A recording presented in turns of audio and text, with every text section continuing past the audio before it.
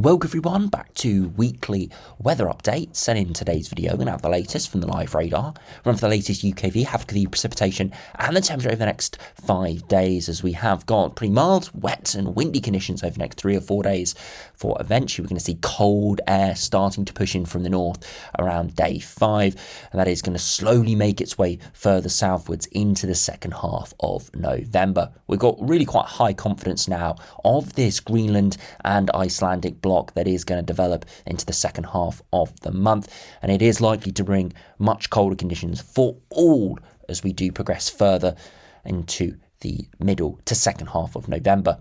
Now, of course, there is going to be a lot of questions over, will we see snow? How cold will it get? All of that is still very, very uncertain. But at the moment, it is looking quite likely that we will see cold enough temperatures for snow across Scotland, maybe Northern England and Northern Ireland. Further southwards, yes, it will be very cold for the time of year. Temperatures mid-single digits by day, overnight most likely down towards freezing or below freezing, but it's a little bit less clear-cut whether we'll see snow. And it's simply because this time of year, late autumn, we haven't got that much cold air to our northeast, both because it is still autumn and of course we are in a warming Arctic regime, essentially meaning that when we see this northeasterly wind, there's not going to be as much cold air to tap into as if this was in December, January or February, like we sort of normally typically associate wintry conditions with. So that's kind of the caveats we've got at the moment. A lot of uncertainty, but the big change we've seen over the past few days is confidence in the overall synoptic pattern, in this very cold pattern. It is increasing rapidly, and we are fairly certain now that we are going to see this colder pattern develop. It's just the details, the finer details, that we've still got to iron out. So do remember, if you enjoy the videos, much do like and subscribe. Now, if you start on the live radar, you can see the wet and windy conditions still around there at the moment. Lots of rain still pushing in from the west. It is struggling up against higher pressure building in across Europe in towards the UK. Now, this high pressure is kind of transitioning across us as it heads further northwards up towards Iceland and Greenland over the next couple of days, and that will slowly develop into northeasterly winds by the end of the working week. But at the moment, it just kind of gives us a bit of an eclectic mix of some drier conditions, but also some wet and windy conditions, and because of that high pressure is around, it is going to mean the rain is very slow moving like we've got today. This isn't going to make much progress eastwards, and if it does, it will fizzle away as it does push in. But at the moment, western areas, Wales, southwest England, up towards northern England and Scotland, quite a lot of heavy rain around, some patchiness to it, so not everywhere is seeing the rain, but here it is fairly miserable. To the east and west of the weather front, it's not too bad. Temperatures are still fairly mild. As we see, we're calling this around midday, towards sort of 1 p.m. now, and you can see that temperatures quite widely are in the yellows, so it is fairly mild. A little bit cooler than it has been over the past few days, where we almost close to record-breaking milder temperatures, but it is still above average, progressing slowly towards average by the middle of the working week, and then eventually could start to push much below average, especially for those northern areas as Arctic air does arrive. Now, if you have a look at the latest UKV, you can see that rain pushing in at the moment, making very slow progress eastwards, and as it does fizzle away, but eventually into the early hours of Monday, a lot of that rain in the east will clear, some of it will push northwards, and we'll see another resurgence in the southwest into Monday afternoon. Some of that will make more progress further northwards and eastwards, so there will be a spell of heavier rain there into Monday afternoon. As we progress into the evening and into the early hours of Tuesday, that rain clears, a little bit drier into the morning, but another spell of rain arrives. As I said, still pretty wet and windy for the early portion of this week, and you see further heavy rain, but it's not the normal quick transition from west to east, and that's because with the high pressure around, it slows everything down, blocks the flow, and we start to see these slower moving areas of rain. Eventually that does clear, and you see a lot more rain further southwards. Further northwards it becomes a bit more showery, and this is because we start to see colder air pushing in. You can start to see a bit of snow developing over the highest ground of Scotland, and the wind veers to more of a northerly direction, more showers, some of them wintry in nature, and the low pressure system, the normal flow, is pushed well to our south, and this is where we see rain across parts of southern England. So you can see already the colder pattern starting to emerge. If we look at the mean sea level pressure, you can see the high up to our northwest, and you can see northerly winds starting to develop, and you can see it's very slowly nudging very cold air our way. So you can see we transition from very mild, a good few degrees above average, to slowly closer to average by the start of the working week with some milder sectors, and then eventually that cold air slowly pushes southwards through Wednesday, Thursday and Friday. You can see it makes very, very slow progress, like 1 mile an hour pushing it further southwards, but eventually it will push in for all into the second half of the month, and that's where we start to get our uncertainty about how cold and how wintry it could get. Now, if you look at the 2 metre temperatures, it's a bit colder this morning, but you can see this afternoon, once again, temperatures are fairly mild, around the low teens. So again, a few degrees above average for the time of year.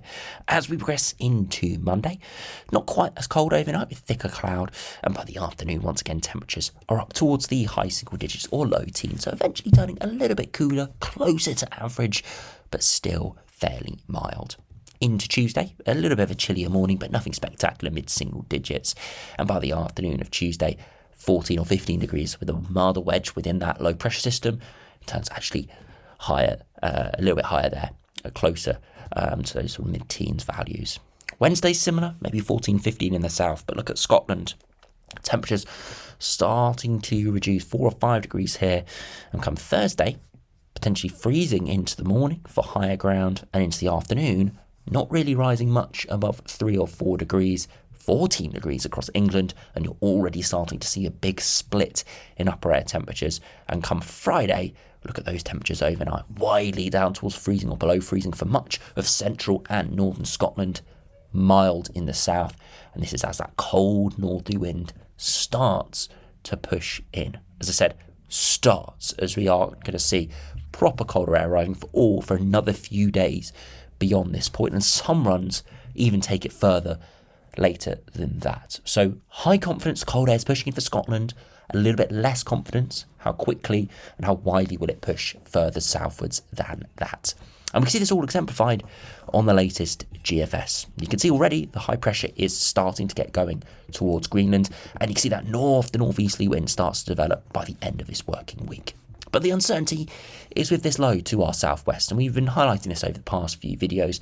How quickly will this move to our southwest? Now, the GFS shows what could happen if the block isn't strong enough and the low pressure does not push in. Now, the majority of runs do allow the northeasterly to completely take over. GM and the ECMWF show that. But this GFS shows the other side of the coin. Yes, the less likely side of the coin at this stage, but you can see that low doesn't go anywhere, and essentially what that does is it blocks this cold pool from pushing southwards, so it stays mild for much of England and Wales. So in this scenario, we'd be very cold and very wintry across Scotland, but further southwards it would eventually turn cooler, but nothing too remarkably cold. You see the upper air temperatures are not quite there, and very unsettled. And it's all because these lows that we have over the top of us do not clear eastwards, and it does not allow this cold air to push our way. And instead, the cold air pushes towards Iceland, into the North Atlantic, and just spins up low pressure systems. So it's cold, it's unsettled, but it's nothing remarkable or wintry. And we can look at this by, if we just go to simply day 10, big low pressure system over the top of us, average to below average air is involved. And again, if we look at the surface temperatures, you can see it's chilly, 4 or 5 degrees overnight, 7 or 8 degrees by day. So it's nothing, mild. It's still cool. It's still cold. It's still slightly below average for the time of year, but it's nothing remarkable. And it's all because this low does not clear southwards or eastwards, and it does not allow the northerly wind to push in directly for the UK. Now, if this pattern occurred maybe in December, January, and February, then we could get cold air within this low, and there'd be a risk. It'd be more marginal. There would be the chance of some snow within this pattern. But because it's still, as I said, November, that cold pool still isn't quite there to our northeast. So, we'd almost need a direct northeasterly to be seeing very cold this time of year. And the GFS doesn't quite let that happen. So again, we are fairly locked in with the overall synoptic pattern, but you see subtle differences with the development of this low around the sort of day 7 to day 10 period, with it sort of sitting over the top of us. You can see here it does not clear to our east, it sits over the top of us. That prevents the cold air from fully pushing in. Instead, it has to do a really long sea track round the low before influencing us, and essentially it just means it's a couple of degrees milder, taking us out of the territory of seeing any wintry conditions. So this is just that kind of lower chance here. Majority do push the cold air in, but this just shows you what could happen if the sort of models get it slightly wrong, if this GFS run is right. Most of the GFSs recently, over the past couple of days, have had more of a direct northeasterly. So this is a little bit of an outlier, but it's still important to show it to you to simply say why we could see a very sudden flip within the model output. It isn't trending this way, but it just shows you what could happen if this low is modelled slightly differently. Now the GM is a little bit more clear cut. You can see the low pushes in. We start to see northeasterly winds developing around the end of the week. That low dissipates. Look at it. It pushes well to our south, dissipates away toward the Mediterranean, and it does unlock the door to northerly or northeasterly winds. And by day 10, we're in a locked-in cold pattern. Now you can see from the upper air temperatures, again, it's not widely very cold, and that's because there's not that much cold air to our north to tap into. There is plenty of cold air a few hundred miles to our north, but remember, it has to take a really long sea track to get towards us across a fairly mild North Atlantic through mid-November. So it just, again, takes its time, and it means by the time we get to the UK, if we zoom in, -4, -3 isotherm gets to the south, -5, maybe slightly colder to the north. All we end up with is cold conditions, low single digits, and by day, maybe 4 to 7 degrees. So it's still cold. It's on the threshold of seeing something wintry in showers and maybe something more persistent, cold and snowy further northwards, but it's nothing too remarkable. So this is kind of a middle of the road pattern where it is very cold. It's significantly cold for the time of year. It's notable. You will be hearing people saying, gosh, it's cold for mid-November. But it wouldn't produce, whiteout conditions, partially because it's not as much of a direct northeasterly. It's more of a north to northwesterly. If we follow those isobars, it's more of a north to northwesterly as it comes around this low. Again, it makes a very small difference to the sea track, but that makes a massive difference to the moderation to the air mass. Again, if it was more of a northeasterly directly from Scandinavia, then it'd be a different story. And the other reason why it's still potentially going to struggle to produce more widespread cold is just because it is mid-November. Give it 2 weeks, give it 3 weeks, give it 4 weeks, mid-December, let's say, then these air masses would be at least 2 or 3 degrees colder, and that makes all the difference at the surface. Now, if you compare to the ECMWF, which is very similar to the GM, again, maybe slightly different with its exact synoptics, but it's very similar with that low clearing to the southeast. You can see it develops very nicely out towards day 5, pretty much in line with all the other runs. That low eventually disintegrates to our southwest. It takes a little bit longer, it takes about a week to do it, and then you can see northerly winds develop out towards the end of this run, and then eventually low pressure actually mixes in. Now this low does push a bit further northwards, so yes, it's very cold here. We actually get an even colder pattern than the GM here towards the day 10, day 12 period, but with this low pushing, it actually does push milder air in for a time. But given we've had a lot of cold air before this would make for a very snowy pattern there for Scotland, maybe Northern England, Northern Ireland. So yes, southern areas would probably see milder air pushing back in, but this would produce perhaps a lot of snow for Scotland if this scenario came off. See, all 3 runs do develop cold patterns, do develop potentially wintry conditions, but all do it in slightly different ways and different severities in different locations. So we are, as I said, fairly locked in with this Greenland high, with these lows to our south, eventually moving away, unless we look at the GFS. But it's just what happens after that and the more details. Because it is, as I said, mid-November, a northeasterly wind does not automatically mean cold. January, February time, a northeasterly wind, that pretty much guarantees widespread wintriness, or widespread wintry prospects. But, as I said, because it's this time of year, we've not got that much cold air to our northeast. Again, both because it is November and because of the warming Arctic, it just means that it's not as clear cut, and we do need almost perfect synoptics to make it work. The only kind of encouraging thing if you are looking for cold and snow is these sort of patterns rarely just come by themselves and dissipate away. It does happen every now and again, but normally when we've got such a blocking regime like this, it's normally driven by bigger things, as we'll probably look at in our winter look ahead. I think we'll have one out in the upcoming week. There's other drivers at play, and that normally means that these patterns do tend to reoccur. So if you are, a little bit annoyed, you want a bit of snow, early season snow, this pattern, especially if you're further southwards, may not quite deliver. Might be very close. We might see days where it's only 3 or 4 degrees, overnight frosts, but it might not quite deliver unless the patterns, the synoptics are exactly optimum. So that is a real possibility. But as I said, this could reoccur and this could develop into quite a prolonged on and off colder pattern as we progress further into the winter months towards December. Now, if you finish by looking at the ensembles, as I said, the pattern looks fairly locked in now, and you can see that from the ensembles shifting another couple of degrees colder today. Over the next kind of 4, 5, 6 days, for southern areas, it's unsettled and mild, but around the 16th of November, in around a week's time, we do dip below average, and a lot of runs are significantly below average now. The majority are between 0 and -5. And now, if you watched videos before, especially winter videos from kind of last winter and previous winters, -5 is kind of the threshold for snow. Sometimes it needs to be even colder than -5, more like -7, -8. But -5 is kind of the minimum you need for snow or for winteriness. So you can see here, some runs just about get to -5, but very few stay at -5. Majority, -2, -3, -4. And that's why I said it is very marginal, this scenario, and it's all due to perhaps the lack of availability to those colder air masses to our northeast.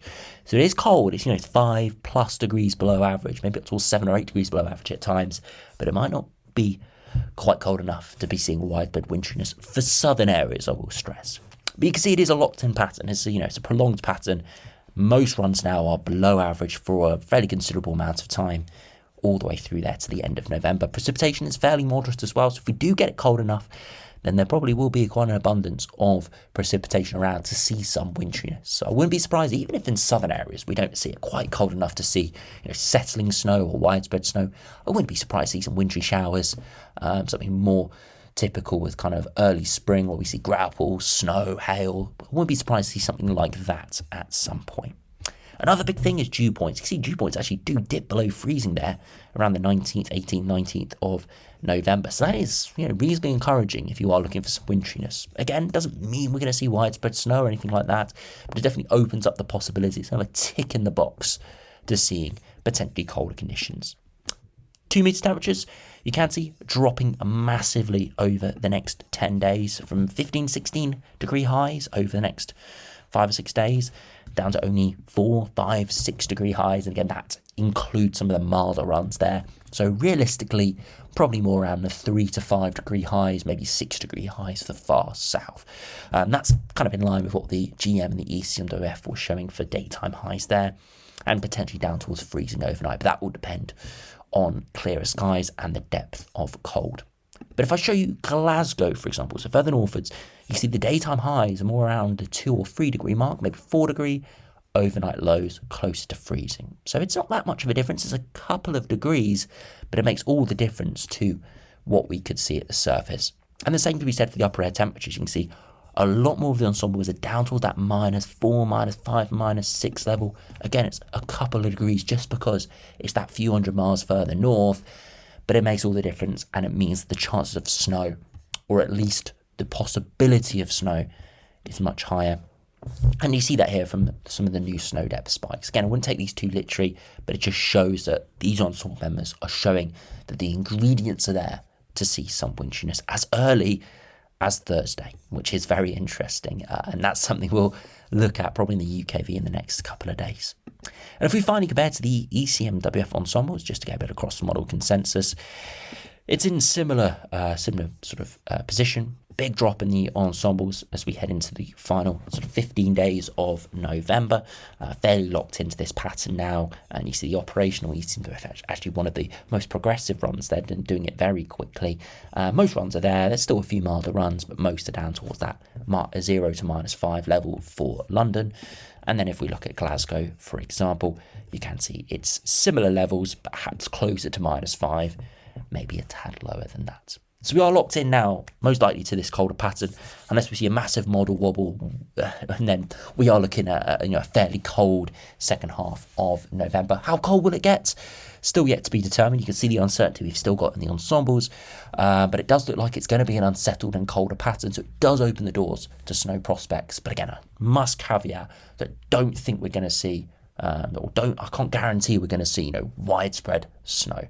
It's unlikely we're going to see widespread snow. Are we going to see snow in Scotland?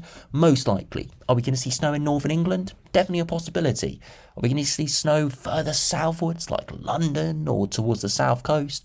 Probably not, but the chances in the next couple of weeks are a lot higher than they normally are in November. And as I said, it's all due to the depth of cold to our northeast, and of course those lows to the southwest. How much milder air do they bring in? It's one of those where actually if that milder air does push in, yes, it'll be mild and wet and windy probably in the south, but it probably will actually exacerbate snow further northwards with that added moisture. So, we'll have to see what happens, but it does look like there's going to be a fairly exciting next couple of weeks. A lot going on and potentially quite a locked-in wintry spell. And as I said, it could just be the appetizer to more prolonged colder spells and more severe colder spells as we actually get towards the winter months in the coming weeks. So anyway, thanks for watching, hope you enjoyed subscribing new, and I'll see you again for another video soon.